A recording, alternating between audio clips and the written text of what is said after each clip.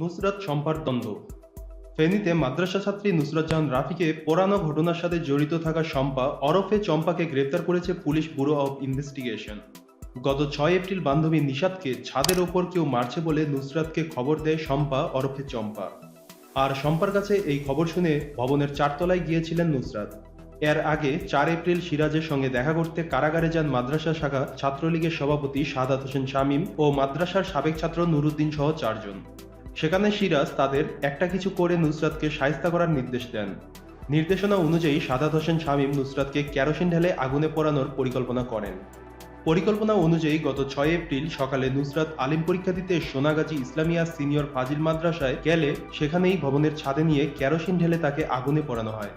পরিকল্পনার অংশ হিসেবে ২ ছাত্রীর মাধ্যমে ৩টি বরকা আনা হয় কেরোসিন তেল। ৬ এপ্রিল বান্ধবী নিশাতকে ছাদের ওপর কেউ মারধর করছে বলে শম্পা ওরফে চম্পা নামে এক ছাত্রীর দেয়া সংবাদে ভবনের ৪ তলায় যান নুসরাত। সেখানে আগে থেকে লুকিয়ে ছিল শাহাদাত সহ ৪ জন। তারা নুসরাতকে অধ্যক্ষ সিরাজউদ্দৌলার বিরুদ্ধে মামলা ও অভিযোগ তুলে নিতে চাপ দেয়, কিন্তু নুসরাত অস্বীকৃতি জানালে ওড়না দিয়ে বেঁধে গায়ে আগুন লাগিয়ে দেয়। নুসরাতের ঘটনায় মোট ১৩ জনের সংশ্লিষ্টতা মিলেছে।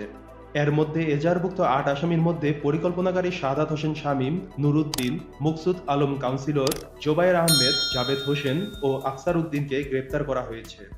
একই ঘটনায় আগে শ্লীলতাহানির অভিযোগে গ্রেপ্তার সিরাজউদ্দৌলাকে নুসরাত মামলায় গ্রেপ্তার দেখানো হয়েছে। এজাহারভুক্ত অন্য আসামি হাফেজ আব্দুল কাদের পলাতক। নুরুদ্দিন, শাহাদাত হোসেন শামীম, জাবেদ হোসেন, হাফেজ আব্দুল কাদের সহ আরও একজন মিলিত হয়ে পরিকল্পনা করেন। ঘটনার পরই পিবিআই ছায়া তদন্ত শুরু করেছে। তদন্তের দায়িত্ব পাওয়ার পর পিবিআই এর ৬টি ইউনিট তদন্তে অংশ নেয়। ঘটনায় এখন পর্যন্ত ১৩ জনের সংশ্লিষ্টতার প্রমাণ মিলেছে। তদন্তে জড়িতদের সংখ্যা বাড়তে পারে। ৫ জনকে রিমান্ডে নিয়ে জিজ্ঞাসাবাদ করা হচ্ছে, আরও একজনকে রিমান্ডের জন্য আবেদন করা হবে। একজনের রিমান্ড শেষ হয়েছে। এ ঘটনায় আরও ৫ জনকে গ্রেপ্তারের চেষ্টা চলছে।